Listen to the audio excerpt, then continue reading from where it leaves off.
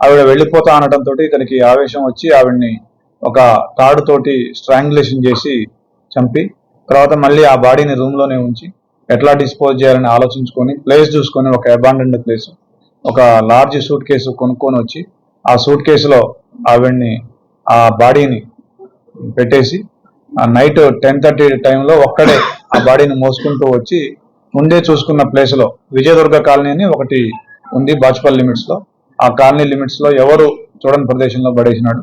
దాదాపు 10 రోజుల తర్వాత కొద్దిమంది లోకల్స్ చూసి ఒక వాచ్మెన్ కంప్లైంట్ ఇస్తే దాని మీద ఫస్ట్ మేము unidentified dead body murder case కింద కట్టినాము.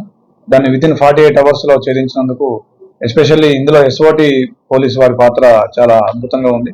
వాళ్ళని అప్రిషియేట్ చేస్తా ఉన్నాను. ఈ కేసుని ప్రాపర్ గా మమ్మల్ని గైడ్ చేసినందుకు మా సిపి గారు ప్రాపర్ గా గైడ్ చేసినారు.